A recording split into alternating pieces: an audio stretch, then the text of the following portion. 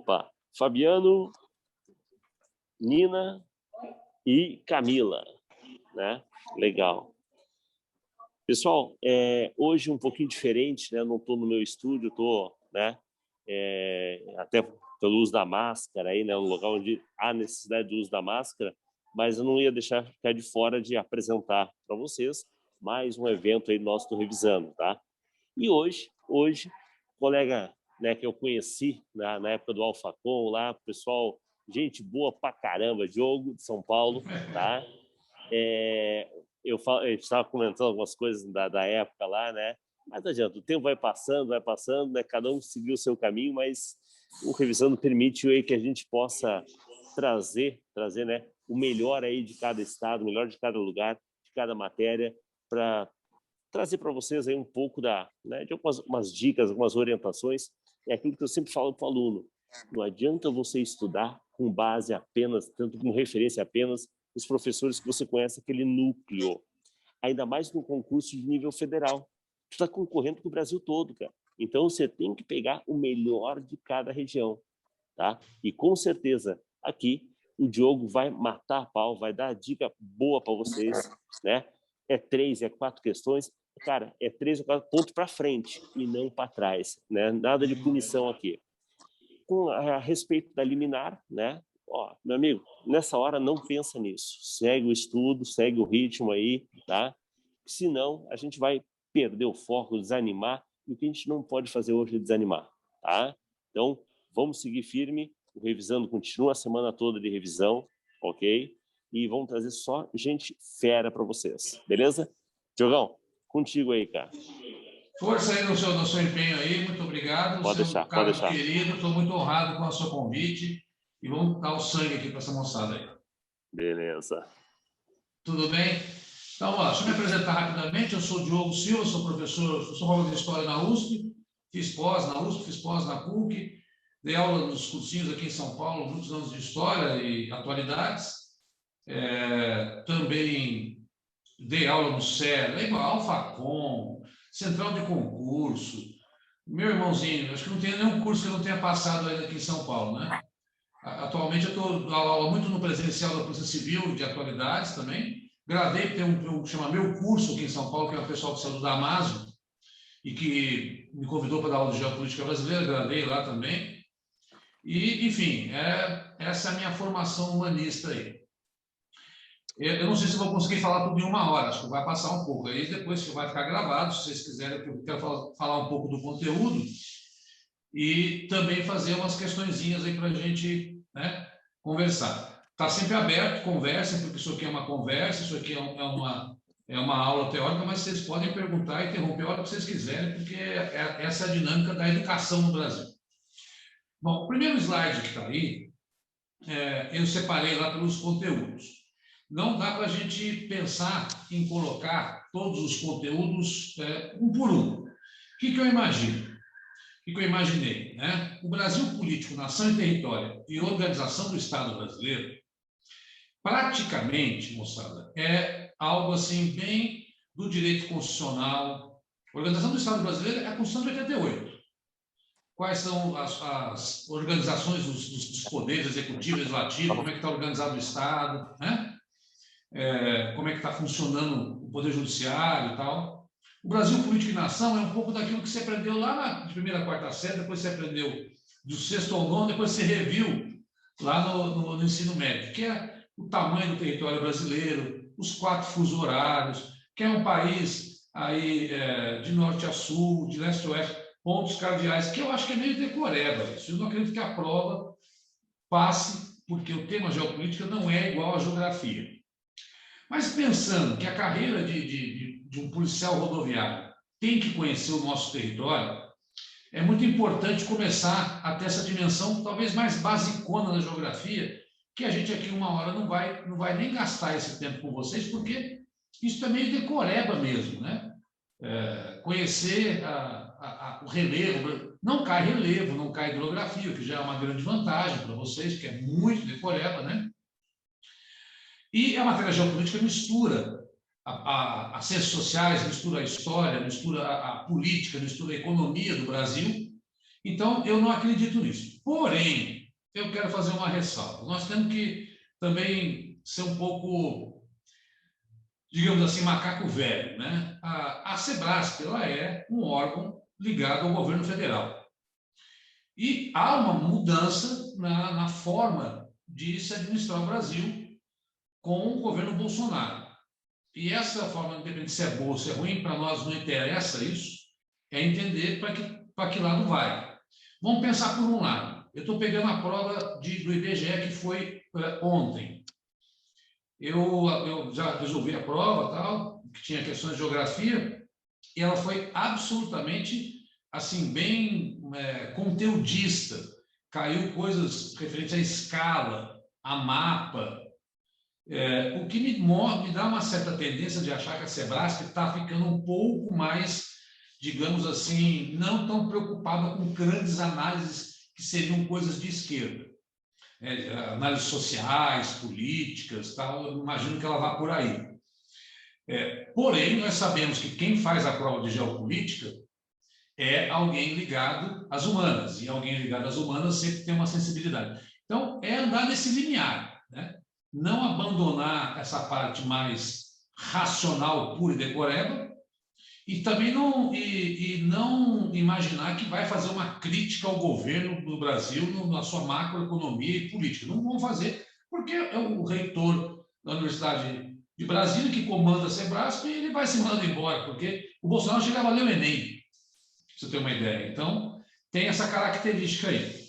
Então, esses dois tópicos, que eu considero que sejam mais decorebas, que é só sentar e numa hora de leitura você consegue, eu vou dar uma pulada nele, eu vou direto lá para a divisão interregional do trabalho e da produção no Brasil, que eu entendo que é mais importante e mais relevante para vocês aí, tá?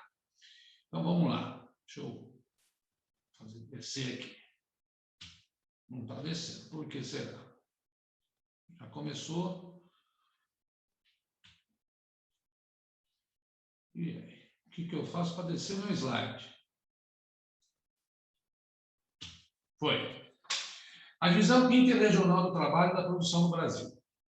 Bom, nós temos 3 grandes divisões interregionais. E trabalho não é o trabalho que você faz, não é a função sua, trabalho pensado em produção, pensado em gestão de riqueza, em transformação concreta da sociedade, da economia. Isso que é a concepção de trabalho que está inserida nesse contexto.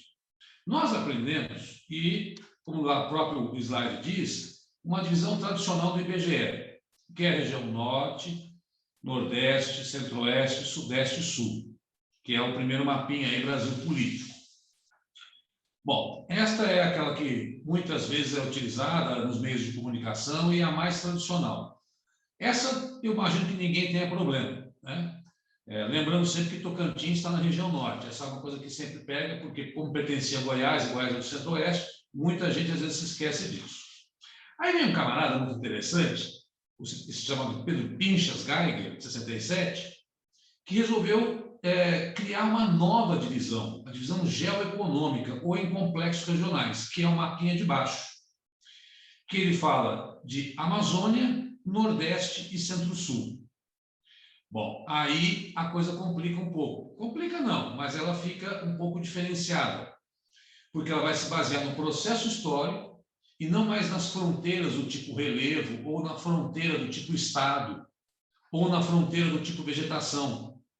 Porque vamos pegar alguns bons exemplos ali para vocês perceberem as diferenças em que ele coloca nesta nova divisão, que perdurou durante muito tempo e até hoje muita gente usa. O Maranhão, por exemplo. A porção leste do Maranhão é uma porção que está totalmente identificada com o Nordeste.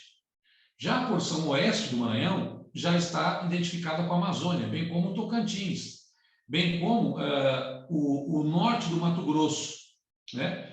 E se você pega, por exemplo, o norte ali de Minas Gerais, também tem uma identificação muito grande com o Nordeste.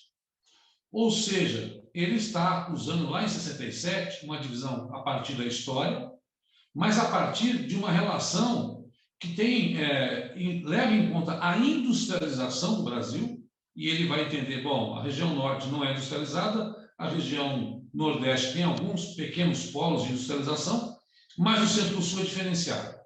O centro-sul é diferenciado porque tem São Paulo, que tem Rio, tem Paraná, e ali, então, eu vou levar em conta a industrialização.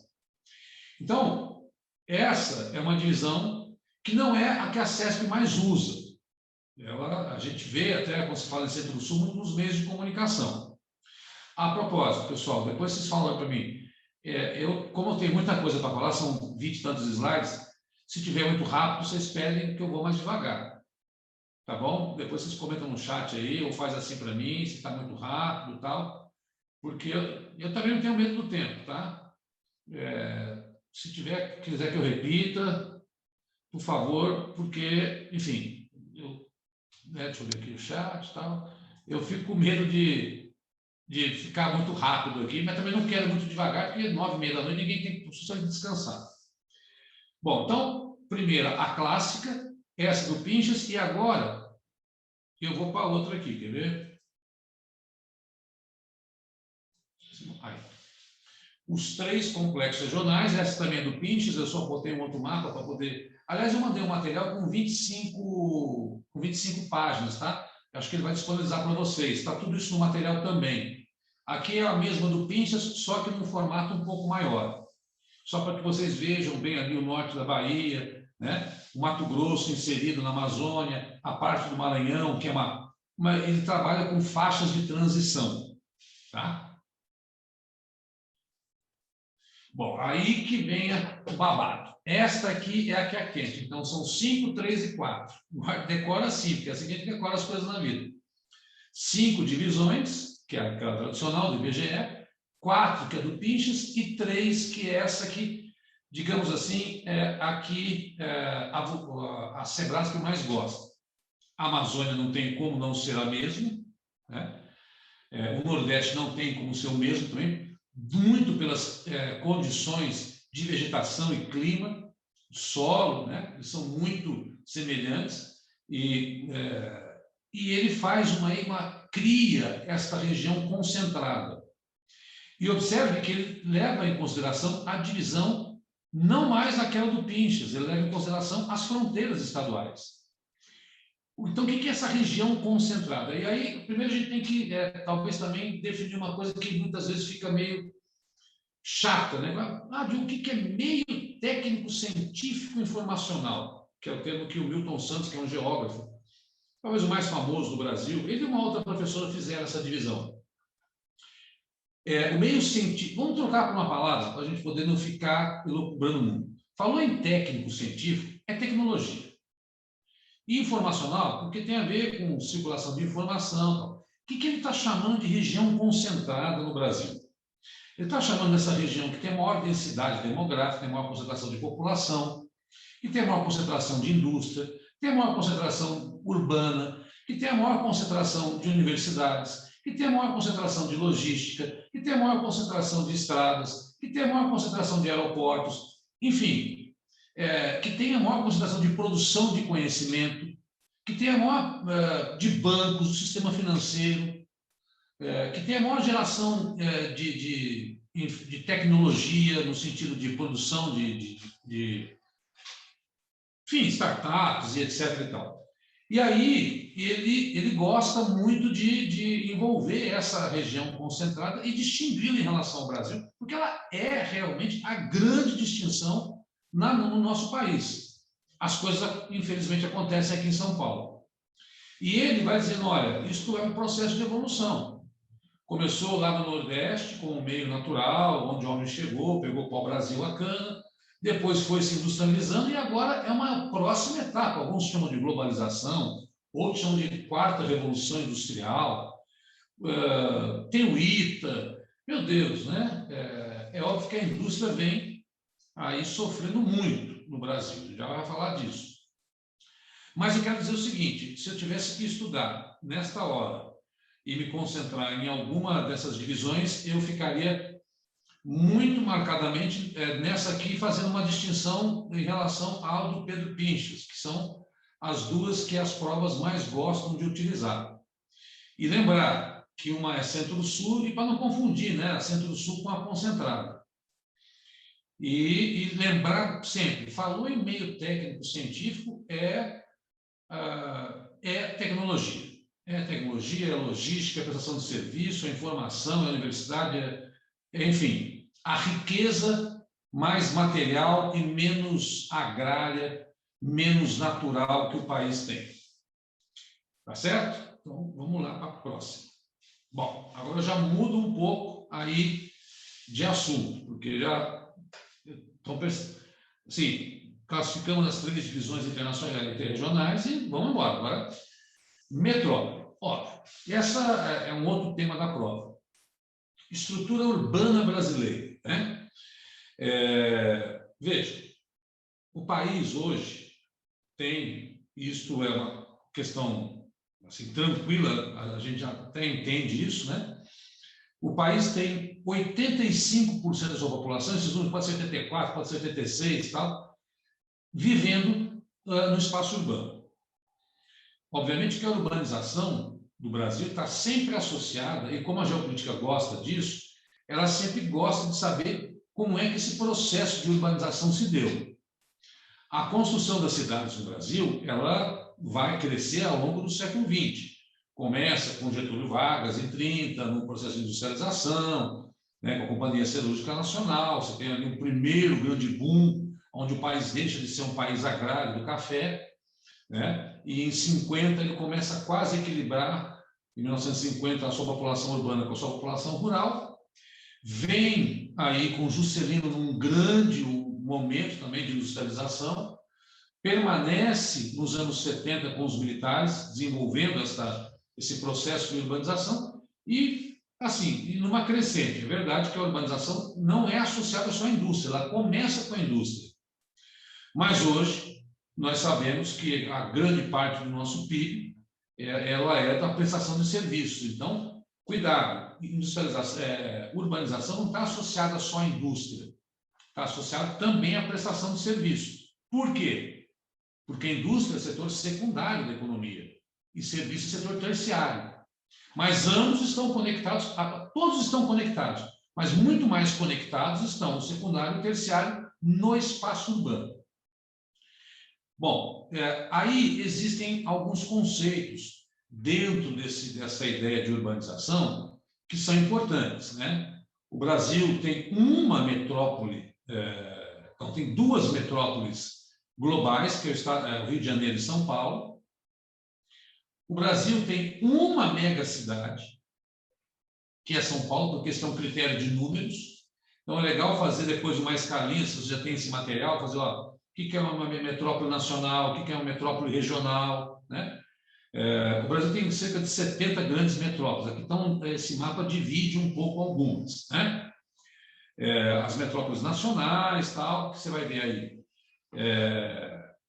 Fortaleza, as 3 do Nordeste, né? Fortaleza, Salvador e Recife, sendo que Fortaleza está crescendo demais.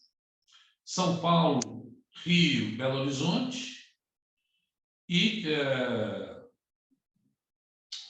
Curitiba, Porto Alegre, são aquelas que têm esse impacto nacional. Depois tem toda a classificação ali. Não vai precisar ficar decorando isso, que eles não vão perguntar essa cidade é metrópole nacional, não vão fazer.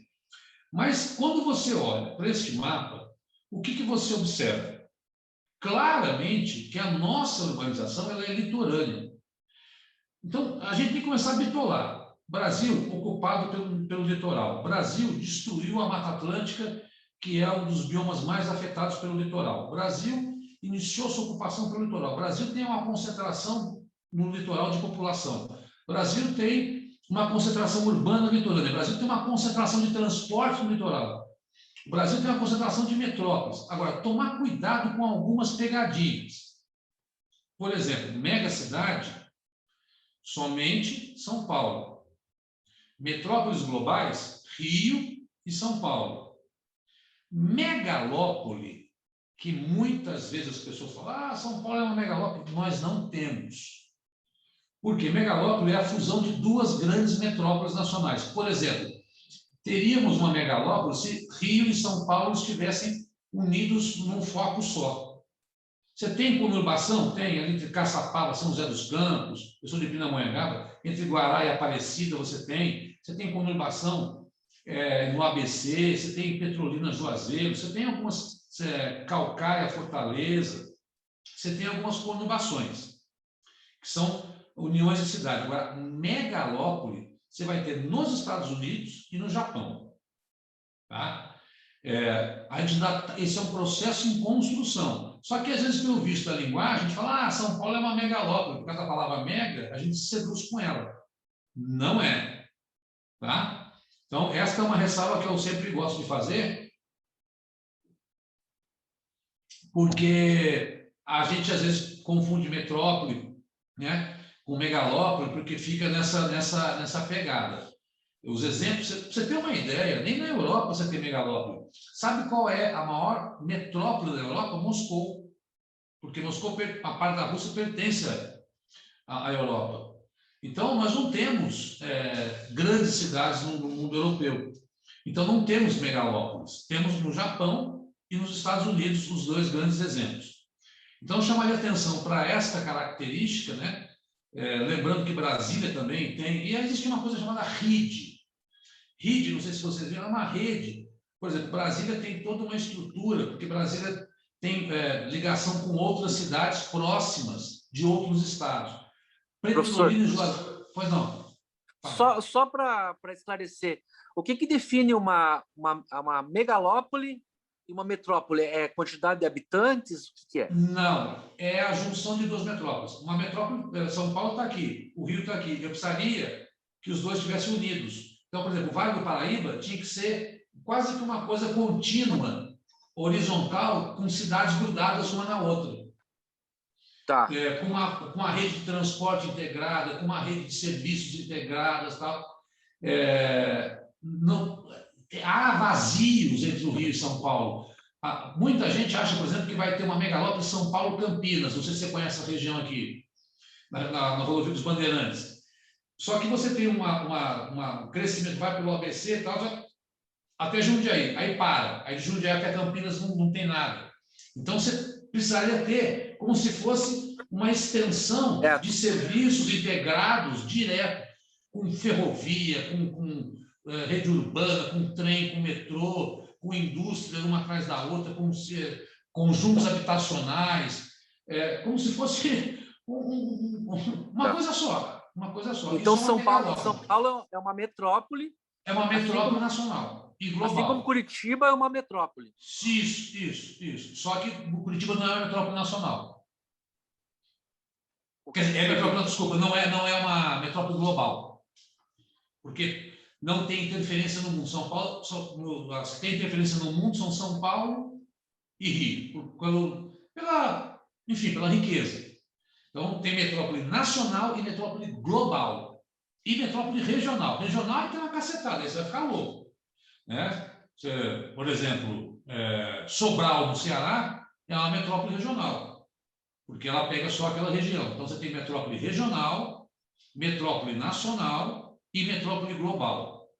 No Brasil, duas globais, Rio e São Paulo. Pronto. Beleza. Vou fazer tudo de novo. Megacidade, temos uma? Temos. Só que o controle de megacidade não é a relação entre as cidades. Megacidade é o critério de quantidade, é o número de habitantes. Tem 10 milhões de habitantes. Aí é uma megacidade.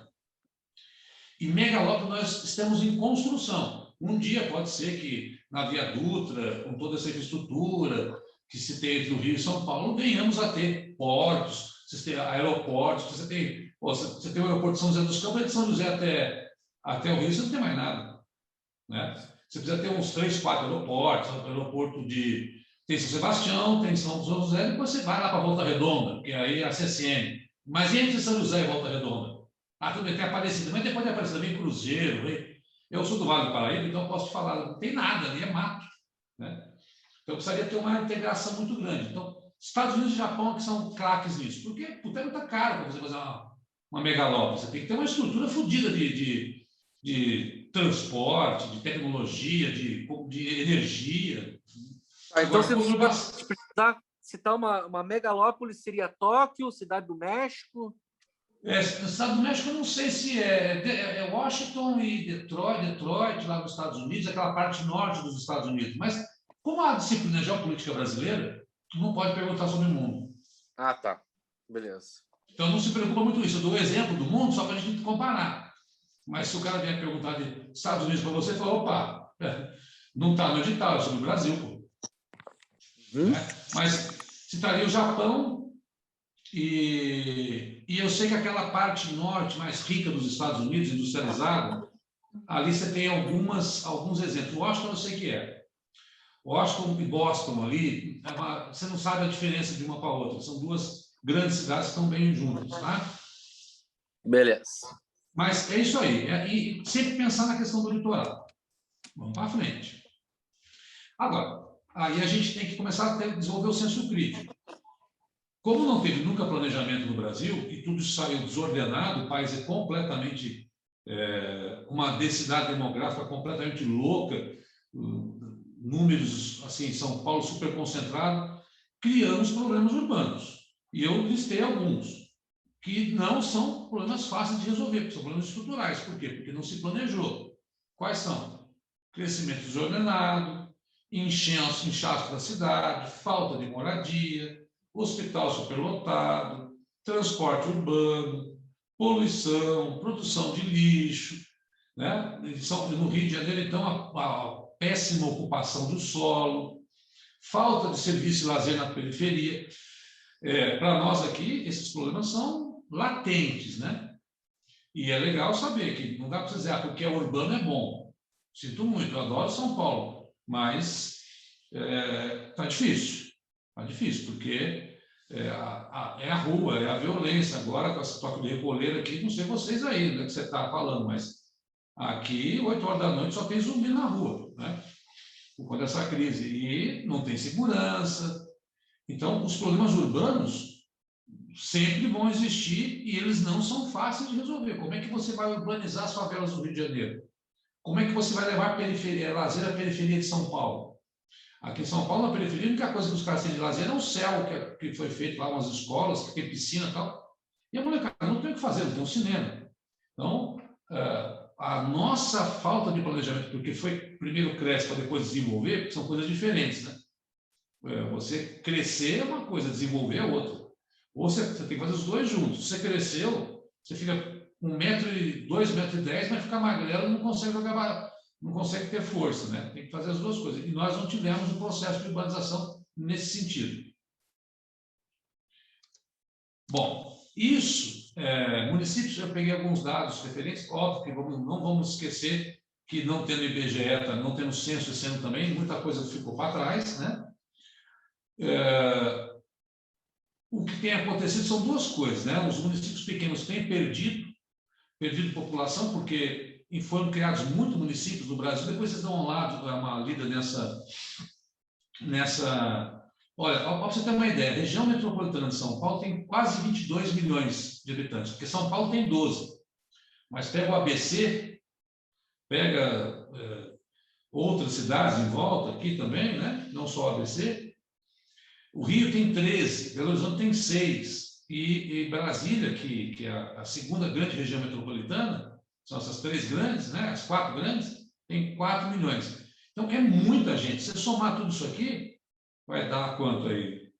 35, quase 50 milhões de brasileiros morando em 4 regiões. Isso é um absurdo num país do tamanho do nosso, que é um país continental. Tá certo? E aqui eu mostro algumas, mas o que está acontecendo? Se bem que esse dado, vamos combinar que ele foi, eu levantei, e aí eu tenho que falar, daqui a pouco eu vou falar disso, que realmente os pequenos municípios estão encolhendo. Mas daqui a pouco eu vou falar do que é uma migração de regresso. Está acontecendo uma outra coisa, as pessoas estão indo embora de São Paulo, das grandes cidades, para morar em São José, em Taubaté, porque a vida aqui está muito cara. Mas a pessoa não volta para o município pequeno, que tem 1.500, 2.000, ele volta para o município que tem 50 mil, que tem 70 mil, porque ali ainda consegue ter um hospital e tal. Então, o micro-município está desaparecendo ou diminuindo. A grande cidade está começando, já não cresce mais. Quem está começando a crescer agora são essas cidades de médio porte, porque o cara está aí se virar, né, meu? Vai voltar para perto da família, onde o pai tem um negócio, onde o aluguel é mais barato, porque essa é uma realidade pós-pandemia também. Então, assim, vamos concluir. As grandes cidades não crescem mais, as pequenas cidades estão diminuindo, e o que está, de certa forma, aumentando no Brasil são as médias cidades aí. Bom, o que é isso aqui? Isso aqui é a distribuição da população brasileira, isso aqui, por quilômetro quadrado. Olha que loucura. Bate, né? Se você começa a olhar que mais de 100 habitantes por quilômetro quadrado, está olha a faixa litorânea. Aí vai para o Amazonas, menos de 1 habitante por quilômetro quadrado. É uma pessoa que depois tem 1 quilômetro, depois tem outra. Né? Isso é o que a gente chama de densidade demográfica, que é a distribuição da população por quilômetro quadrado. Então, quando você vai cruzando esses mapas, eu estou usando muito mapa, e no material também tem muito mapa, porque imaginando que a prova seria domingo, eu falei, imagem conta mais do que 1000 textos. Então, eu preferi, uma questão didática, encher a cabeça de vocês de imagens, porque assim, pelo menos a imagem a gente registra melhor, fica mais fácil de você matar do que você ficar lendo 80 páginas à véspera da prova. Eu acho que é melhor assim. Então, esse aqui é o mapa da densidade demográfica. O que você observa? Olha a região concentrada, como é que tem mais gente, né, que é aquela região do Milton Santos. E, enfim, é só para elucidar também que o processo de urbanização está associado... Opa, tem uma coisinha aqui. Deixa eu ver. Verdade, professor, imagem é melhor. Eu acho também, Roberto, porque nessa hora de revisão, eu vejo muito cara fazer texto em PDF, tal. O cara vai ficar lendo, você está cansado, tal. Bateu uma imagem como essa, fica na sua cabeça nessa hora. E no material que eu mandei tem muita imagem também. Tá? Isso aqui é da densidade demográfica, que coincide com a população. Vamos lá. Próximo. Aí, ó, migração de retorno. Esta é... Agora, esse mapa, a gente não consegue fazer uma coisa muito organizada, porque as pessoas estão sei lá, estão assim...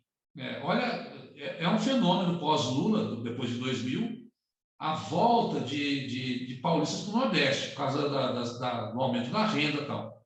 Mas dizer que o Nordeste não está chegando em São Paulo, também, olha a seta de São Paulo para o Nordeste e de Nordeste para São Paulo.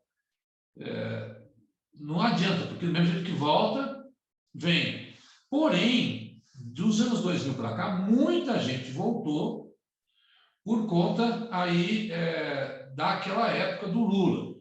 Agora, não é isso que eu quero que você guarde. A expressão que eu quero que vocês guardem agora é essa migração de regresso. Eu, por exemplo, sou de Pindamonhangaba, já pensei 200 vezes com essa aula pela internet em voltar para Pinda, porque eu posso dar aula de lá. E ao invés de ficar pagando 500 pau de condomínio aqui em São Paulo, eu vou pagar 500 pau de aluguel numa casa lá e alugo meu apartamento aqui. E eu estou a 150 quilômetros de São Paulo. E assim como eu tenho conversado com muita gente, e assim como eu tenho ouvido muita gente fazer isso. Isso já tem um termo na geopolítica, que é migração de regresso. Né? Acabei de ver, ainda mais que os serviços fechando e o desemprego aumentando, o cara busca...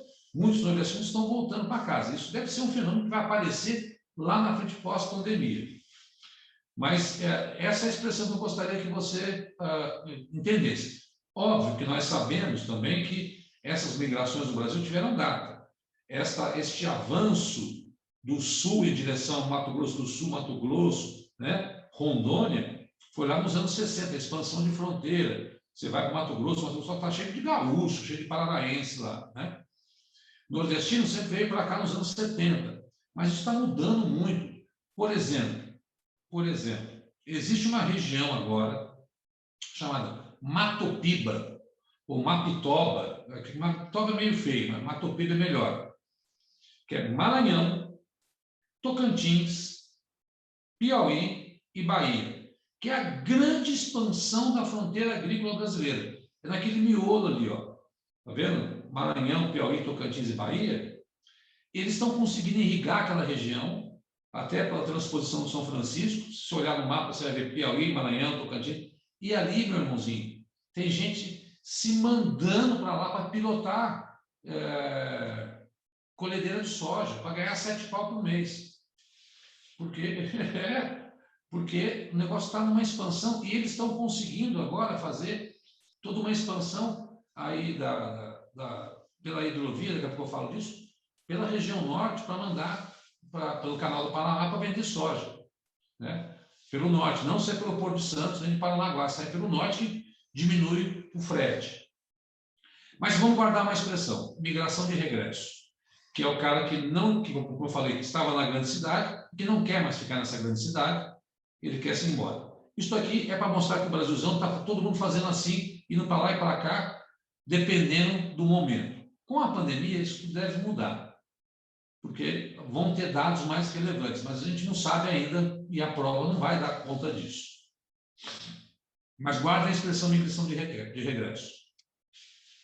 Olha aí, esse já é outro tema. Integração entre indústria, estrutura urbana e setor agrícola no Brasil. O que você vai ver? Isso aqui eu peguei de um mapinha aí de revisão de Enem, que eu fiquei pesquisando, para você ter uma ideia de como é uma região concentrada mesmo. Olha as proporções da industrialização em São Paulo, Paraná, Santa Catarina, Rio de Janeiro, Espírito Santo nem tanto. O Espírito Santo tem uma história muito louca. Dizem que o Espírito Santo, eles nunca quiseram investir muito no Espírito Santo para que ele virasse uma barreira natural entre o ouro de Minas Gerais, né? E ali ficasse com muita dificuldade, né? Mas ali tem portos importantes, porque todo o ferro que sai de Minas Gerais vai pelos portos do Espírito Santo, né? E aí você vê, no Nordeste, Fortaleza, Recife e Bahia, né? No Pará, o que você vai pensar? No Pará você tem que pensar, minério. Falou em Pará, é minério, né? Amazonas, Zona Franca de Manaus, montadoras de peças e tal.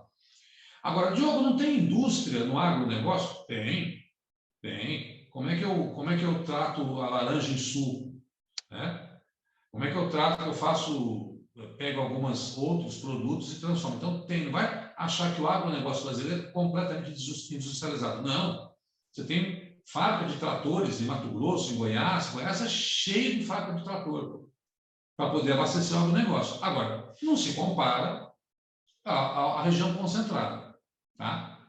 Então, quando você pega o mapa de estrutura urbana, de população e de indústria, bate. E quando você pega o conceito de região concentrada, bate. É isso que eu estou querendo mostrar. O mapa para mim, a forma melhor de você ir guardando essas informações. Bom, aqui mereceria uma meia hora só para a gente analisar este mapinha que vai ficar para o seu estudo depois. Depois eu mando esses slides, porque algumas coisas que estão aqui não estão. Eu mando para o Márcio, aí vocês pedem para ele? Pode ser? Tá? Porque tem lá no material, mas acho que eu não sei se todos eu coloquei, porque alguns eu deixei para cá, outros eu deixei para lá, para ficar bem diferente, né? Mas olha aí, meu Deus, é muita a diversidade agrícola brasileira, né? É muito grande. Deixa eu ver o que falaram aqui. Sim, professor, obrigado. Eu mando para o Márcio os slides, aí vocês, porque aqui tem questão também, e eu não vou ter questão no material.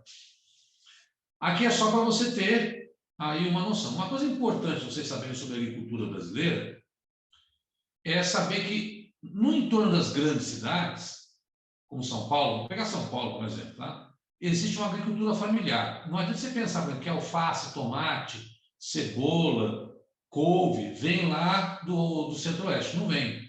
Ela é plantada no entorno das grandes cidades, que abastecem as grandes cidades, porque senão estraga, né? O que você vai plantar no centro-oeste? Você vai plantar, e aí é soja, é milho, porque aí você aguenta um frete maior para você transportar, né? É gado que dá para você... Agora, as hortifruti, fruta e coisas que a gente consome, quem produz e quem abastece a gente pensa, o agronegócio tem que fazer o comer. Não, é agricultura familiar, perto da cidade que você mora, que é o cara da feira que traz o caminhãozinho, né? E é bom fazer essa distinção, porque a gente nós vivemos na agricultura familiar. Obviamente, floresta muito grande, extrativismo, você começa a perceber que extrativismo vegetal, e aí aqui você vai ter que dar uma parada, eu não vou conseguir ler tudo isso, porque já são 10h10, eu estou meio no começo ainda.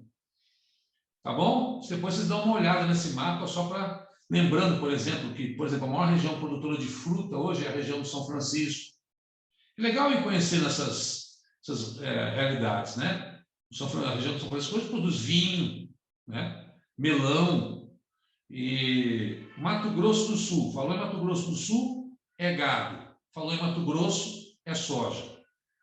Sul, gado, Mato Grosso, soja. Só para fazer também essa distinção. Lembrar do Mato Piba, que eu falei, que é moderno. São Paulo, muita cana, muita laranja. O Sul, muito gado. São essas classificações aí que a gente precisa saber, porque o Brasil é o maior produtor de alimentos do mundo. E isso, na nossa geopolítica, é fundamental para toda a estrutura que se desenvolve aqui.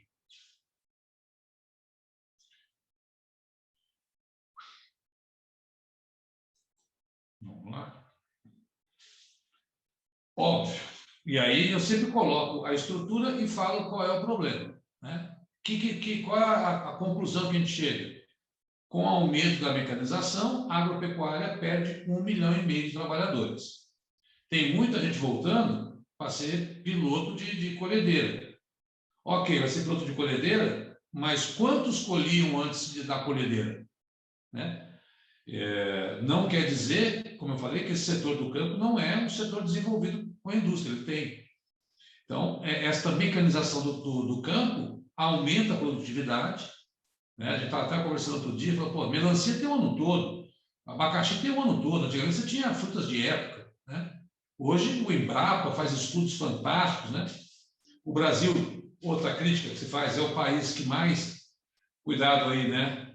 Libera agrotóxicos no mundo, que mais liberou, que eles não chamam de agrotóxicos, eles chamam de defensores agrícolas. É uma coisa curiosa, né? E quem libera é a Anvisa. E a Anvisa libera agrotóxicos, mas não libera Sputnik, né? É difícil, esse país é difícil. Então, não quer dizer que este crescimento... O Brasil, hoje, já é o maior produtor e exportador de soja do mundo. Ele não era. O maior produtor era os Estados Unidos. Mas os Estados Unidos consumiam muita soja. Agora, o Brasil produz e exporta. O Brasil é o maior exportador. No entanto, o óleo de soja cresceu. Veja a diferença. Porque, por exemplo, o maior produtor de petróleo do mundo é os Estados Unidos. Mas não é o maior exportador, porque ele consome muito. Tem que tomar cuidado com essas diferenças, produção e exportação. A gente pensa que produção é sempre exportação. Não. Né? A maior exportação de petróleo do mundo é a Arábia Saudita, mas ela não consome. Tá? Então, cuidado com essas diferenças aí. Mas nunca esquecer que existe essa mecanização do agronegócio, que não é só soja. É a pecuária, né? É ave, tem fruta, tem uma opção de coisa. O agronegócio Agora, o Brasil importa fertilizante. Nós temos que importar fertilizante. Nós não temos, isso também é outra história. Né? A indústria de tratores, tudo isso que envolve a indústria de embalagem, logística toda, tudo isso é agronegócio. Meu irmão, a questão dos transportes, eu vou trabalhar muito com vocês, que é um outro ponto, nas questões. Porque aí lá eu quero comentar mais. E eu penso assim, teria que ser um dos temas mais importantes da prova, porque você vai ser um policial rodoviário federal, né? Você não vai ser um policial aéreo, você não vai ser um policial ferroviário, você não vai ser um policial hidroviário, né? Esses dados oscilam muito, mas é mais ou menos, oscilam muito assim, que eu digo, de 61 para 62. Você, de um ano para o outro, vai para 60, vai para 63, mas em média é isso. A nossa matriz de transportes, ela não foi planejada e ela é majoritariamente rodoviária. E muito cuidado. E quando você... Assim, agora uma dica bem legal que eu quero dar, 2 dicas que eu quero dar para vocês. Quando você estiver cansado de estudar, de saco cheio de ficar lendo conteúdo, entra em 2 sites. Entra no site da Polícia Rodoviária Federal, bem isso na véspera da última semana da prova, que que deve estar no Ministério da Segurança. Porque ali vai ter as últimas notícias, vão ter vários fatos, dados deles, últimas concessões, tal. É muito legal. E outra entra no Ministério da Infraestrutura, que lá está tudo de transporte. Também vão estar as concessões. É bem legal entrar. Quando eu dei aula para a Polícia Federal, eu dava aula de atualidades, eu peguei todas as operações da Polícia Federal que ela fez naquele ano e estava tudo no site. E passei para os alunos. Dito e feito, caíram 3 na prova. Eles perguntavam as operações que a Polícia Federal tinha feito naquele ano. Então, muitas vezes a SEBRASP vai no site dos ministérios para pegar as informações mais recentes. E aí, para saber se você está por dentro da coisa. Agora, a gente tem que pensar, eu vou pegar a questão do transporte rodoviário, porque senão a gente vai ficar aqui até meia-noite, e vou mostrar uma questão para vocês. Lembrando que o aquaviário envolve o fluvial do rio e o marítimo, né, que é por onde sai a nossa exportação, pelo mar, pelos portos brasileiros. Deixa eu ver que tem uma coisinha aqui no chat. Obrigado por essa dica. A pena não conhecer vocês antes, né? Só agora que o Márcio me colocou, mas tá bom, a gente vamos conviver muito ainda, se Deus quiser. Eu gosto de falar, vocês estão vendo, né? E o negócio eu não fico fazendo, eu tenho medo só porque eu sou muito agitado. Se vocês estiverem com. Mas fica gravado, depois você dá pause, e ouve de novo, mas acho que a ideia é essa, né? Pau dentro mesmo. Bom, veja, o aquaviário, ele tem o fluvial, né, que o Brasil devia utilizar muito mais, que é o mais barato, dependendo da carga também, se a carga pode demorar muito. Se a carga não pode demorar muito, tem que ir de avião. O remédio, como é que está vindo vacina? É de avião, não vai colocar no navio para sair da China para chegar aqui. Essa é a grande lógica. Por que vem de avião a vacina? Porque, né, isso é uma... Né, até ficou legal de explicar por conta disso aí. Agora, eu posso colocar soja, eu posso colocar minério em barco e deixar.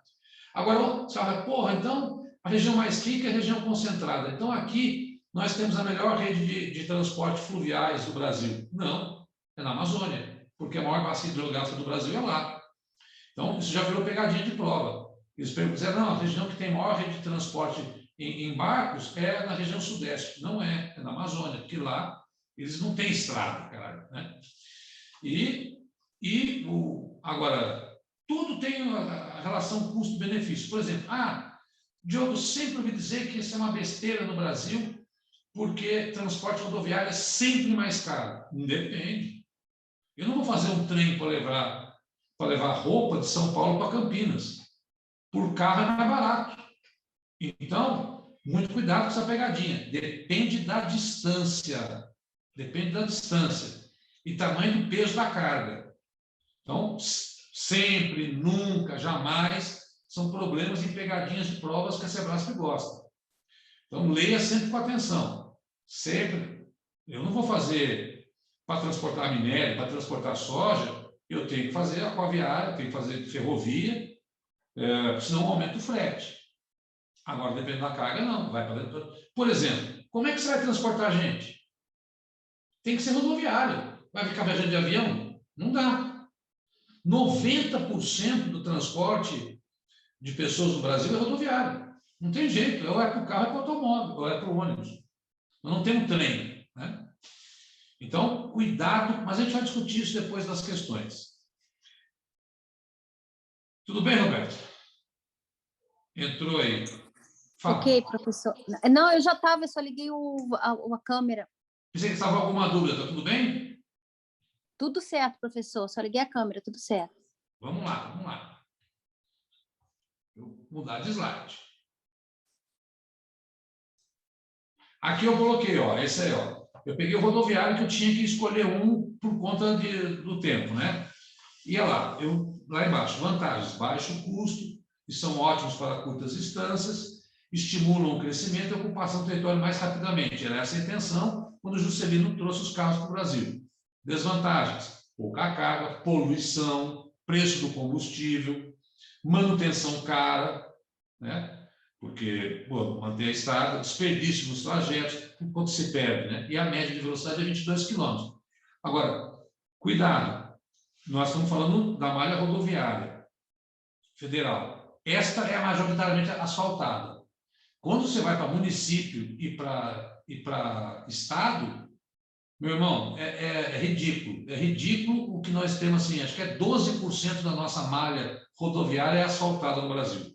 Vocês não vão pegar isso, vocês vão ser policiais federais. Mas a realidade brasileira, em termos de estradas de rodagem, a gente pensar que tudo é asfaltado. De jeito nenhum, esqueça.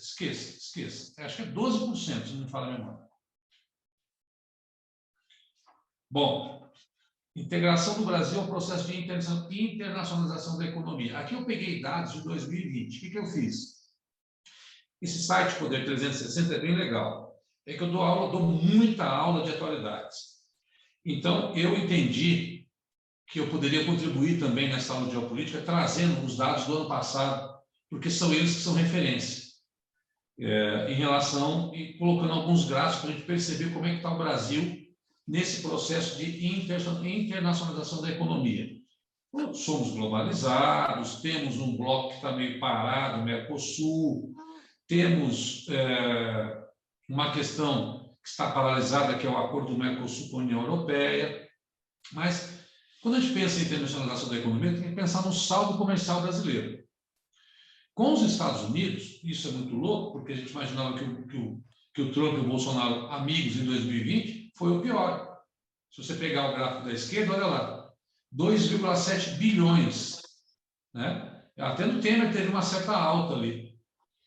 É óbvio, o Lula foi bom, não é nada disso, não. O Lula navegou na sorte da China. A China estava bem pra cacete e o Lula conseguiu exportar muito para a China e as commodities estavam em alta. Commodities, que é o que nós exportamos, são produtos com pouco valor agregado. O que é produto com pouco valor agregado? É produto que você produz em larga escala e que não tem tecnologia. É soja, é carne, é petróleo, é minério de ferro. Isso são commodities. Cuidado, que não é matéria-prima. Que, por exemplo, não tem pé de frango.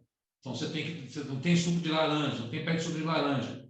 Você não extrai suco de laranja da natureza. Então, commodity é produto com pouco valor agregado. Tudo que nos une aqui tem muito valor agregado, tem muita tecnologia. Diga, Fabiano.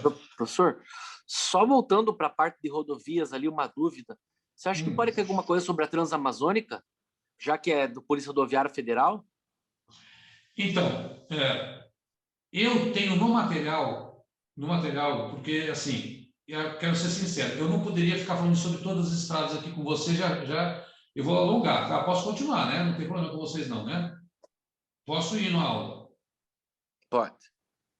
Porque, assim, eu teria que quase que dar uma decoreba para vocês as estradas. O que é as BRs que começam por 1, as que começam por 2, as que começam por 3.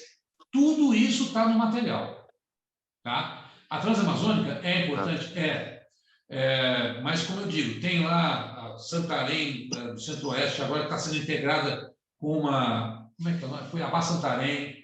Está sendo muito desenvolvida para escoar a produção de soja pelo Pará, que essa é a intenção para diminuir. Porque não adianta, o cara planta soja no Mato Grosso e traz até Santos para depois o navio subir e passar pelo canal do Panamá para chegar até o Oceano Pacífico. É uma loucura. Está quase R$100 por tonelada. Então, sobe, vai até, pega a hidrovia da Amazônia, faz uma integração. Esse Tarcísio Meira parece que está nessa pegada, da infraestrutura aí, faz a integração que barateia demais o custo do frete. Não tem que vir para o Sudeste. Isso é uma loucura. Agora, óbvio que a Transamazônica não é uma estrada contínua. Bem como a Norte-Sul também, a ferrovia também não está pronta, são só trechos. Então, eles têm concessões. E ela não deu certo, porque a natureza não permitiu. A natureza não permitiu que a Transamazônica funcionasse bem. Né? Mas ela existe, né? Ela está lá, são poucas estradas. Depois eu coloquei um mapa das estradas rodoviárias brasileiras no material. Porque é aquilo que eu falei, aquilo que eu acho que vocês precisam mais de mim, que é das explicações, eu prefiro colocar aqui. Aquilo que eu acho que é mais decoreba, eu joguei lá. Que aí você vê estradas, está tudo lá explicadinho. Pode ser assim? Porque realmente eu não fiquei decorando o número de estradas, não vou ficar decorando que é muita coisa, né? Você olha e decora ali. Mas dá uma olhada nessas. É porque eu sei que assim, norte e sul começa por 1, leste e oeste começa por 2, transversal começa por 3, tem todo um código de como são as BRs brasileiras. Isso é legal conhecer. Mas a prova, eu acho que não vai por aí, depois a gente vai ver as questões. Bom, e o destino das nossas exportações? China, olha lá, compramos 34, vendemos 70. União Europeia, não foi tão bom, mas compramos e vendemos, né? A Argentina caiu muito, porque a Argentina está em crise. Esta é a integração brasileira, isto é a relação do Brasil com a economia mundial. É um país produtor de commodities, mas que, infelizmente, importa Tilenol, importa máscara de remédio, importa fertilizante, né? E isso está deixando o Brasil muito para trás, porque commodities não tem valor agregado. Commodities é um problema. E o nosso grande parceiro econômico é a China. Temos boas relações com o Mercosul, mas o Mercosul ainda não tem uma unidade política. Por exemplo, as relações entre Brasil e Argentina não estão boas, né? E toda essa coisa que foi aprovada em 2019 de integrar o Mercosul com a União Europeia está paralisada por causa da questão ambiental. Então, esse é o dado de 2020. Não vai sair nada da prova em 2021, porque os dados de um ano só saem no ano seguinte. 2021 só vai sair em 2022, então só se aprova em 2022. Então esquece 2021 para dados macroeconômicos do Brasil. Pegue só 2020. Qual foi a queda do PIB? 4%. Qual foi a inflação? 4%. Essas coisas é que vocês têm que guardar, porque esquece 2021. Não dá tempo. As estatísticas não dão conta disso. Quantos por cento que o Brasil cresceu em 2020? Você falou Abaixo, 4%. Menos 4%. Menos Caiu, 4%? Menos 4%. Era para cair 8%. Se não fosse o auxílio emergencial, caía 8%. Caiu 4%. O auxílio emergencial, o agronegócio, né? Agronegócio. As duas coisas que salvaram. Porque o serviço caiu 8%, a indústria caiu 8%, né? Fechou o comércio por 2020. Né? Então, até que proporcionalmente, não foi uma queda tão... A Grã-Bretanha perdeu 8%.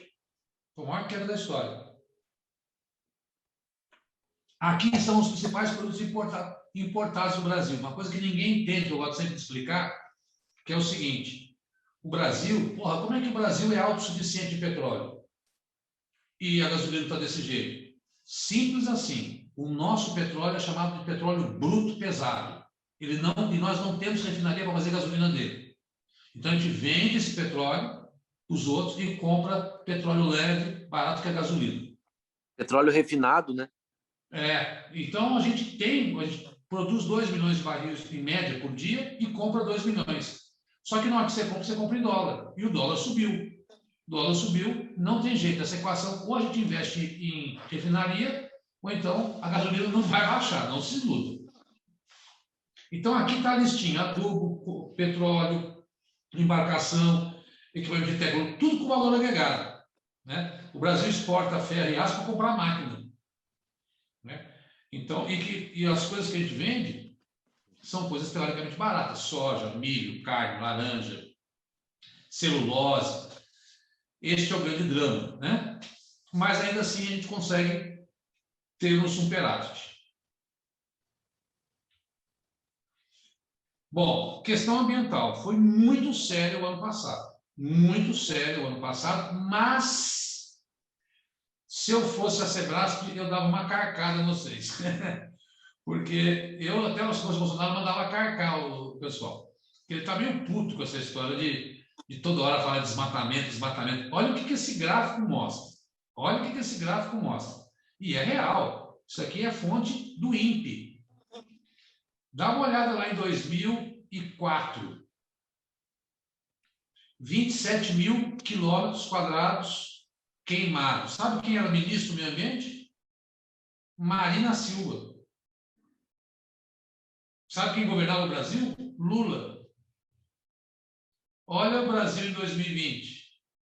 11 mil de desmatamento da Amazônia. Ou seja, ela foi muito mais desmatada no governo Fernando Henrique e no governo Lula do que é agora. É óbvio que não tinha que nem ter isso. Porque os analistas, eles não olham isso, eles não olham os números lá de trás, eles olham a curva. Como a curva está ascendente, aí que eles descem o cacete. Mas o Brasil já foi medíocre em termos de desmatamento. Olha aquilo. E, óbvio, cuidado, desmatamento não é queimada. Desmatamento é outra coisa. Você cortar para vender, é cortar para fazer garimpo, é cortar para fazer grilagem, é cortar para fazer... Agora, então, cuidado. A Amazônia...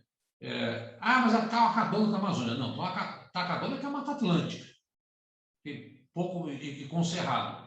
A Amazônia tem 80% dela intacta aí. Também não vou falar de bioma, porque também bioma é muito decoreba, a vegetação brasileira. Isso aí não dá para a gente ficar gastando tempo aqui. Porque eu acho que a questão ambiental ano passado pegou dois grandes biomas brasileiros. O da Amazônia, que foi a questão do desmatamento e das queimadas também, e o Pantanal, que até virou Globo Repórter outro dia, e graças a Deus estão dizendo que as coisas estão recuperando. 1/3 do Pantanal foi-se embora. É verdade que no Pantanal existe um fenômeno natural no ano passado, que é a maior planície alagada do mundo. E por quê? Porque houve uma seca que não havia precedentes nessa história. O problema é que esse é um debate muito político, muito delicado, tem que tomar muito cuidado na hora de ler a questão, porque podem achar, eu não sei se eles bateriam nisso, eu acho pouco provável. Como eu falei, seria uma indisposição com o governo, nenhuma banca quer ficar indisposta com o governo, ainda mais sendo uma banca federal, né? Mas o mundo está falando disso, então é importante saber que o problema da Amazônia é muito mais complexo, que envolve, a Amazônia é muito rica em minério, a madeira é importante, tem aquela fala daquele Maurício Nunes, vai passar boiada, e temos um fato que foi o fato do episódio do Pantanal.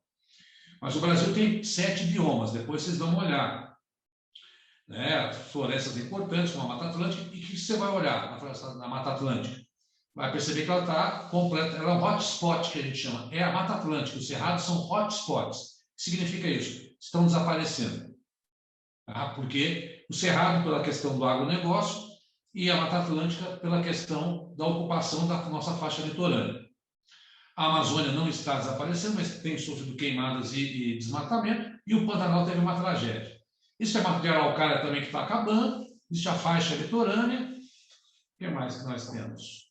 Existem as faixas de transições também, né? Que é, por exemplo, Mata dos Cocais, que é no Maranhão, que não é a palmeira, não é nem a caatinga, né? A caatinga, e nem é a... A dica é pegar um mapinha do Brasil, de biomas que você vai encontrar em qualquer internet, e colocar comparado, por exemplo, com a ocupação da indústria, colocar comparado com a ocupação da urbanização. Aí você vai percebendo, onde não tem estrada, onde não tem gente, você tem mais mata, onde você tem mais gente, você tem menos biomas. Porque esta é a geopolítica da construção do Estado brasileiro, né? Litorânea e concentrada. Mas eu diria que os dados de questões ambientais de 2021 não estão prontos, não estarão, porque a queimada vai ser quando? Vai começar ainda. Começa em julho, agosto, setembro. Então, aí que a gente vai saber só em 2022. Mas e a cúpula do clima? Bom, a cúpula do clima, o Brasil fez promessas, foi um jogo de promessas. Ali não tem nada concreto. O Brasil se compromete a participar do Acordo de Paris, isso é importante. O Bolsonaro disse que vai ratificar, pega as propostazinhas dele, mas é proposta.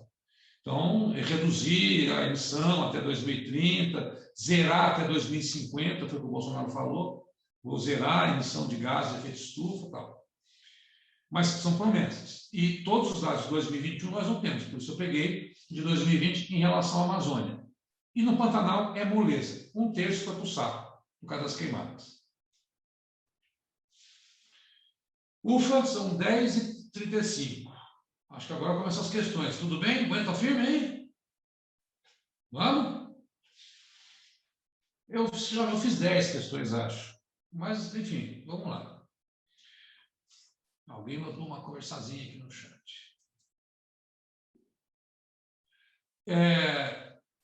Ficou alguma dúvida?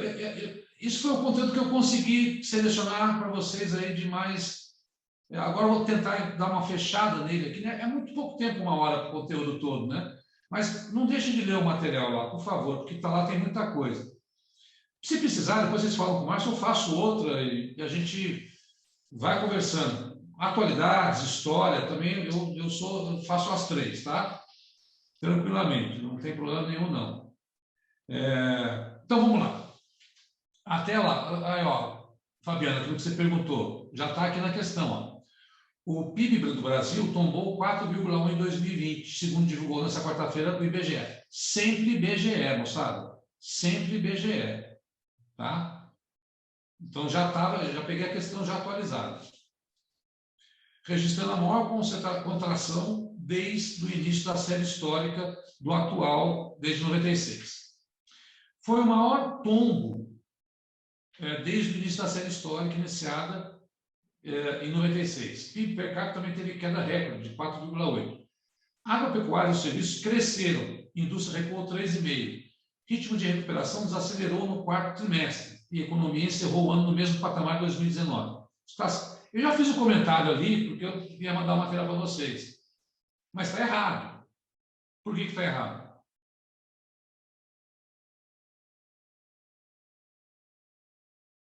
Li muito rápido. Olha o erro. A agropecuária e os serviços cresceram. Serviço não cresceu. Serviço é setor terciário. Olha lá. Foi o maior tombo, PIB per capita, a agropecuária e os serviços cresceram. Não, o serviço caiu para cá. Fechou todo o comércio. O serviço caiu 8%. Tá? A única coisa que cresceu foi o agronegócio. Então, o erro dessa questão... Fala. Eu não estou com as questões, professor, eu acabei não... Eu acho que eu não... Eu estou só com a parte teórica, eu não estou com as questões. Porque só está aqui, eu não mandei ainda para vocês. Ah, tá. Então tá. Eu achei que... Então a gente só escuta. Beleza. E vai lendo aqui. Sim, beleza. Tá? Não, beleza. É que eu conversei com o Márcio, mas falou assim, Diogo, alguns professores não mandam, porque é o roteiro deles. Eu falei, não, mas eu não posso mandar. Eu quero mandar para vocês querem, né? Não, é que eu estou numa tela que estava aparecendo só as pessoas. Agora eu estou no celular, agora eu consegui ver aqui o que você colocou. Mas vocês querem isso aqui, né? Sim.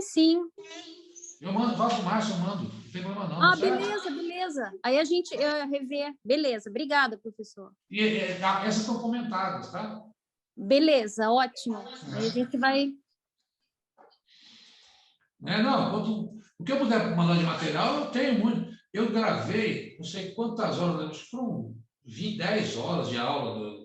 Até que fiz muita coisa, até porque depois eu me arrependi. Hoje, quando eu fui sintetizar para vocês, falei, não, é muito difícil, porque assim, eu separo o decoreba do não decoreba. Estradas do Brasil, não sei o quê, ficar vendo, isso é decoreba. A vegetação do Brasil é decoreba. Tem que tentar explicar aquilo, a macroeconomia, as relações do Brasil, como é que está jogando uma coisa para lá e para cá, que eu acho que é que vocês precisam mais de mim, né? Porque o resto é bunda na cadeira e ler, né? Então, está errado porque os serviços não cresceram. Tá bom? Vou para a segunda. Segundo o IBGE, eu vou ler mais devagar. Segundo o IBGE, os principais destaques negativos que pressionaram a queda da indústria em geral partindo da produção automotiva, de outros equipamentos de transporte, da metalurgia, de máquinas e de artigos e equipamentos de artigos de vestuário. Por outro lado, as indústrias extrativas avançaram devido à alta produção de petróleo e gás. Está certo. Por que está certo? A Ford foi embora. As empresas automotivas pararam a produção. Né? Roupa, ninguém está comprando. O que fez... qual foi a parte da nossa indústria que cresceu? Petróleo, minério, que tem uma indústria de minério. Então, esta parte agora, no geral, a nossa indústria... Bom, como é que chama aquela lá? A LG parou a produção de celular em Taubaté. A Ford foi-se embora. Então, automóvel ninguém comprou ano passado, porque esses dados são dados de 2020. Tá? Então, porque eu imagino, se eu fosse fazer uma prova, eu ia querer que o aluno percebesse os impactos dessa pandemia na economia brasileira, porque esse impacto da pandemia na economia brasileira tem repercussão no máximo mais uns 10 anos. Nós não vamos sair desse rombo durante 2 anos, todo mundo vacinado, até recuperar até 14,4%, 14 milhões de desempregados que você não coloca no mercado de trabalho em um ano. Então, nós temos uma década pela frente com os efeitos, ainda mais no Brasil, que não tem nada planejado, tem briga política, volta Lula, não volta Lula. Ninguém merece. Né? Então, isso está correto. Uma outra dica, quando for véspera de prova, última semana, não leia a questão com alternativa errada, porque confunde a sua cabeça. Só leia a questão com a alternativa certa, porque aquilo reforça a informação na sua cabeça. Você fica lendo se é certo, se é errado. Aqui eu até coloquei uma outra errada, mas eu, quando faço revisão de véspera, eu só coloco a afirmativa certa, porque eu acho que uma pessoa tem que ler só a informação certa na véspera para ficar bem sedimentada. Não fica pegando pegadinha, vou pegar pegadinha na véspera. Isso é besteira. Tá? Essa é uma dica de quem é macaco velho de cursinho aí, que provei muito de medicina na USP, só com a informação correta. Essa é a grande dica. Vamos lá para a próxima.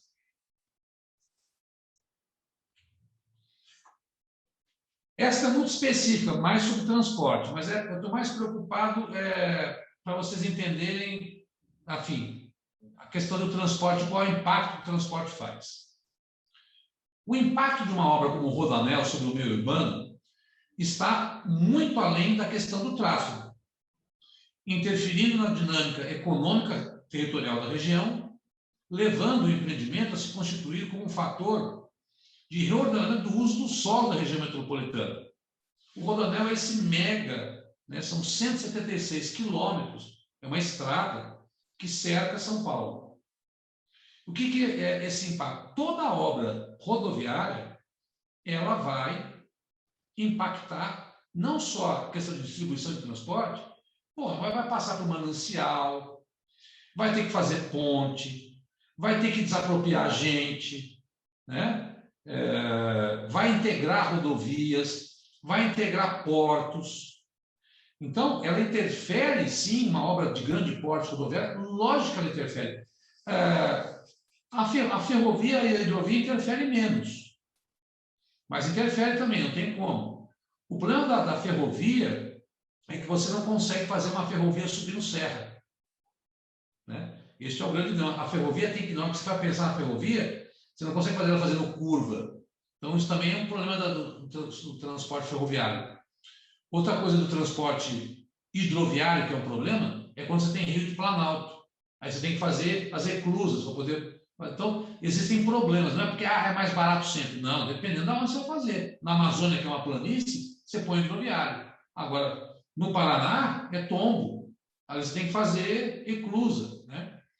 E, como eu falei, a ferrovia ela tem que ser retilínea. Não vai fazer, a não ser que seja uma Maria Fumaça que vai subir para Campos do Jordão, mas não é o caso para você exportar.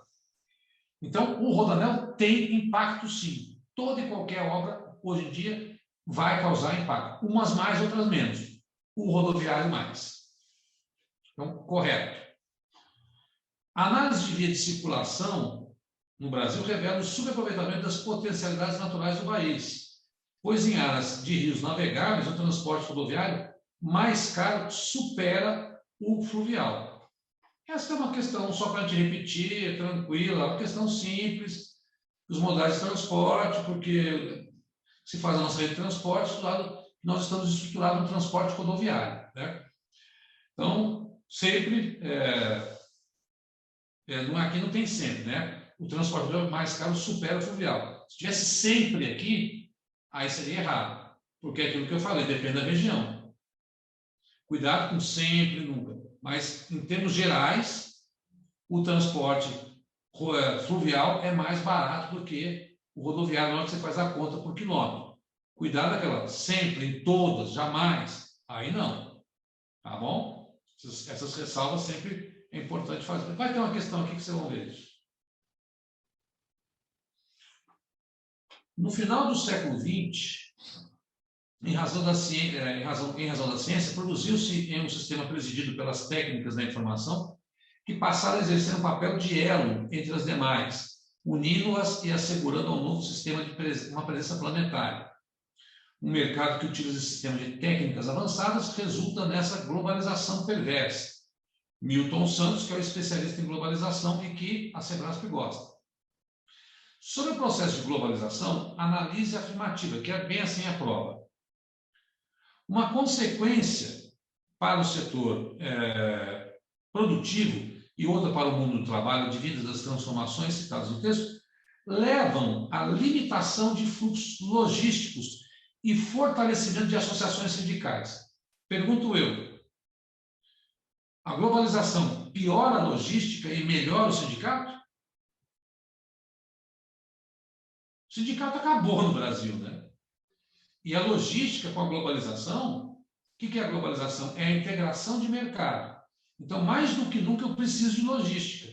E a afirmação está dizendo o seguinte, que com a globalização, as transformações que levam limitação ao fluxo logístico. De jeito nenhum. Quanto mais eu investir em logística, quanto mais eu investir, e quanto mais eu enfraquecer o trabalhador, quanto mais ele for para a informalidade, para os grandes grupos corporativos é melhor. Tá bom? Então, sindicato no mundo hoje está enfraquecido.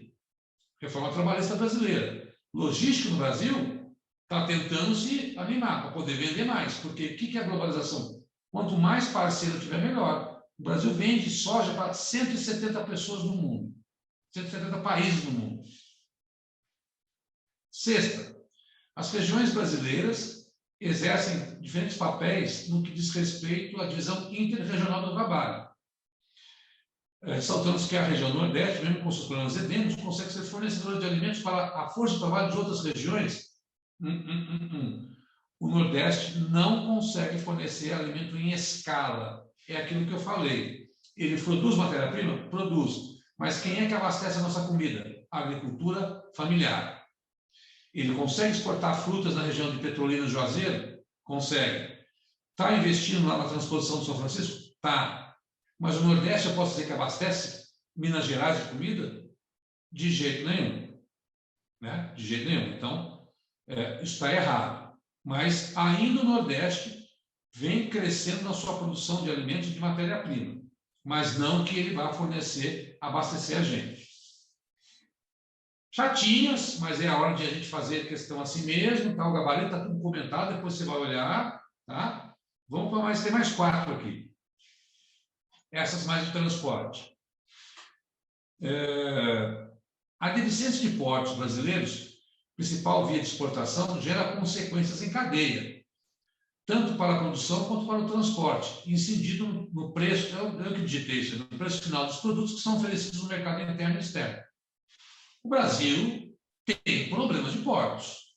Né? Temos Santos, temos... Né? Agora, se você já viu como que acontece quando estoura a safra da soja em Santos, o navio fica 4 dias, o caminhão fica 4 dias parado lá para poder carregar. Né? Então, os portos brasileiros não têm uma infraestrutura para poder você ter uma logística de... Por que o porto é importante? Porque o porto é onde a gente exporta. O porto é fundamental para exportar, sabendo que nós temos essa navegação de cabotagem, que às vezes vem navio da Grandene, de Fortaleza, para São Paulo, trazer chinelo, que é feito lá. Essa navegação chama de cabotagem. Navegação marítima é aquela que é internacional. Mas nós estamos investindo em infraestrutura desde... Você pode falar, há um crescimento do investimento em infraestrutura, desde o Fernando Henrique, vem crescendo, mas ainda não é suficiente. Ainda não é suficiente. E nós temos desperdício, problemas que acabam aumentando o frete. Então, está certo. A conexão do eixo geoeconômico brasileiro com as regiões de menor densidade técnica por meios de transporte, sobretudo as rodovias, contribuiu para uma nova divisão interregional do trabalho no país. Vamos ler com calma, que essa é chata. A conexão do eixo geoeconômico brasileiro, com a maior densidade técnica dos meios, por meio de transporte, sobretudo as rodovias, contribuiu para uma nova divisão interregional do trabalho no país? Sim, o que ele está dizendo é o seguinte: a nossa divisão interregional é completa, o Brasil é desigual, a palavra é essa. Né? E, por ser desigual, nós criamos regiões desiguais. Foi o começo da aula. E qual é a prova que eu sei que o Brasil é desigual e que as regiões são desiguais? Pelo nosso sistema rodoviário. Porque ele prova que ele é o mais caro e ele só contribuiu para isso. Então, vou repetir. Né? Nós somos desiguais. Regionalmente, estruturalmente. Se somos desiguais, as nossas integrações são desiguais. Uma prova, aquela coisa da densidade demográfica, a coisa do litoral e a coisa do transporte em rodovia. E isso faz com que a região norte não tenha estrada. É isso que eu quero dizer. Cadê as estradas da região norte? Cadê as estradas do centro-oeste? Cadê a densidade demográfica? Né? Então, e a rodovia é o grande exemplo, porque a rodovia representa os interesses, né, das pessoas, porque você entre passar uma estrada, você tem um posto de gasolina, você tem um hotel. Passou uma ferrovia, não vai ter nada. O dono da terra no Brasil, que sempre teve ligação com a política, ele vai sempre querer que passe uma rodovia na sua fazenda. Nunca uma ferrovia, né? Então, está certo. Aqui é só ler com calma, tá? É que eu estou preocupado com a hora. A expansão das áreas agrícolas, em que parte da produção é destinada ao mercado externo, por áreas de baixa densidade populacional, evidenciou a necessidade de otimizar redes de transporte de forma a otimizar os fluxos e reduzir os custos, demonstrando como o espaço nacional tem se reorganizado sob a influência da globalização. Dá uma lida de novo aí com calma. A expansão das áreas agrícolas. É legal fazer isso quartejar, tá? Ler o texto aos poucos. A expansão das áreas agrícolas, em que parte da produção é destinada ao mercado externo, é verdade. Nossa agricultura está expandindo para o mercado externo.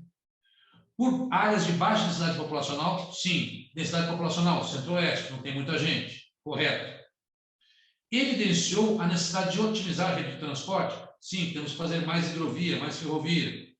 Para otimizar, para melhorar o fluxo e reduzir os gastos? Sim. Demonstrando como o nosso espaço tem se organizado sob a influência da globalização. Ora, globalização, o que é? Uma integração de mercado? Eu tenho que plantar soja para abastecer a China.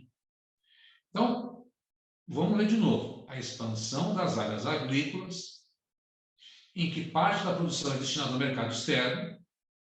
Estou acabando. Calma aí, Fabiano. Que vai por baixa densidade populacional, está indo lá para o Mato Piba, que não tem gente, está indo para o Mato Grosso. Evidenciou a necessidade de otimizar a rede de transporte, melhorar as redes de transporte, para você vender mais, logística, para reduzir o custo, demonstrando como o espaço nacional tem se reorganizado no mundo da globalização. A única pessoa que quis negar na globalização no mundo hoje foi esse imbecil do Trump, que quis brigar com a China, a Inglaterra no Brexit, porque o mundo todo não quer saber de sair da globalização. Quanto mais parceiro, melhor. Né? Só esse Trump maluco que quis isso. O Brasil não quer isso. O Brasil quer a globalização porque ele quer vender. O Brasil precisa vender. Então, tudo que você puder fazer para vender, lógico, você vai ganhar mais. Última. Esta última caiu na prova. Então, é certo. Essas três estão certas, tá? Esta última caiu na prova de 2000. Peguei uma questão da prova, a última prova da PRF. Parte do transporte rodoviário integra todo o território brasileiro, com rodovias conectando em todos os municípios das 5 regiões do território nacional. Acabou. Isso aí caiu na prova. Parte do transporte rodoviário integra todo o território brasileiro com rodovias conectando todas as 5 regiões. Acabou. Isso foi na prova. Olha a questão baba que caiu na prova de vocês da PRF. Por quê? Todo o território brasileiro está integrado com todos os municípios? Desculpa, nem fudendo. De jeito nenhum. E a predominância desse modal de transporte é fator de vulnerabilidade em relação aos países desenvolvidos, os quais também dependem desse modal. Não, meu irmãozinho. A Rússia, 80% do transporte é ferroviário. Essa foi uma questão da prova da PRF. Que a última prova, 2019. Isso que eu falo. Eu prefiro, às vezes, dar um tiro de canhão para matar uma mosca do que ficar... Porque quando você pega a prova, é mais fácil. A gente tem que às vezes, fazer uma aula mais difícil para quando vier a coisa mais fácil, você matar. Né? Olha, 1h30. Acho que eu acabei, né? Acabei. Deixa eu só fechar aqui. Fale. Agora, quero ouvir vocês um pouco. O que vocês querem? Estão me ouvindo? Você poder dar aula, continuar dando aula para a gente, que eu, pelo menos, o meu foco é PC, é Civil Paraná, né? Uhum. E é bom essa interação que você faz, porque é uma área que a gente tem dificuldade. Na verdade, você tem que ficar na internet. Às vezes, tema de redação é muito tendencioso, né? Fala sobre um assunto, você tem que falar de um assunto. Até questionei a professora, mas a gente vai falar, vai se posicionar e, de repente, a faculdade... Eu sou macaco velho. Já fui jovem na faculdade, mas não dá. Você não pode tomar partido em concurso público. Você não está lá para fazer isso. Você está lá para pegar o dado concreto e dizer, ó, pula fora, sai fora disso aí. Pois é. Não é hora disso, não. O Brasil está muito ruim para esse tipo de coisa. Se você cair na mão de um examinador que é de um lado... Pois não pode. Isso é perigosíssimo, perigosíssimo. E não adianta, as pessoas querem tomar lá. Ainda mais na polícia ainda. Eu tenho alunos aqui em São Paulo na Polícia Civil, são aqueles bombadão desse tamanho que querem ser... E eles querem, porque querem, são Bolsonaro. Meu, é a VUNESC que vai fazer a banca. A VUNESC a VUNESC ela é meio de esquerda. Pois Você não fica achando que não vai cair e falar mal do Dória, que cai. Sim. A corrupção não entrava em prova antes. Hoje entra. Porque não tem como não entrar. Mas também você não tem que tomar partido. Sim, sim. Mas às vezes é difícil, que você também tem que se posicionar. Está tomado por isso, né? Você tem que se posicionar. Aí, a determinado assunto, né? Vacina. Você não... É difícil, né? Não vou falar, mas parece que te força a posicionar. A melhor coisa é pegar dados. Você não quer se posicionar. Você tem uma convicção. Por isso que eu sou muito conteudista, sabe? É isso que eu achei legal, você dá um panorama maior para a gente ter argumento, né? Porque eu acho que assim você se livra dessa polêmica. Quando você tem número, fala, os números caem 4%, subiu tanto, tal. O cara foi, né? Você não está dizendo que foi bom, se foi ruim, você está dizendo que você sabe o que aconteceu. Essa questão da queimada na Amazônia, eu já tinha lido sobre isso, mas eu não tinha esse gráfico que você mostrou, entendeu? Tinha lido, eu falei, como os caras... Mas eu duvido que alguém vai falar disso. Porque, tomara que não, né? Porque do jeito que o mundo todo batendo, né, no Bolsonaro, né? Então, e dizendo que não vai fazer acordo com o Brasil por causa do clima. Agora, quando eu vi isso, eu falei, caramba, era a Marina Silva, a ministra da Agricultura, não é? Que loucura isso. Mas é porque também, enfim, a questão ambiental também está evoluindo muito no Brasil agora, né? O medo é que essa tendência cresça. Essa semana, existe aquela garantia da lei da ordem, que é uma lei federal, vocês devem saber, que a Força Nacional estava na Amazônia para evitar. Acabou. Não existe. O Exército estava na Amazônia para evitar as queimadas. Caiu, e aí o Mourão, que é do Conselho Nacional da Amazônia, que foi criado, ele que é o chefe, diz que vai manter a Força Nacional lá. Por quê? Que vai chegar a seca agora. Né? E a seca dispara.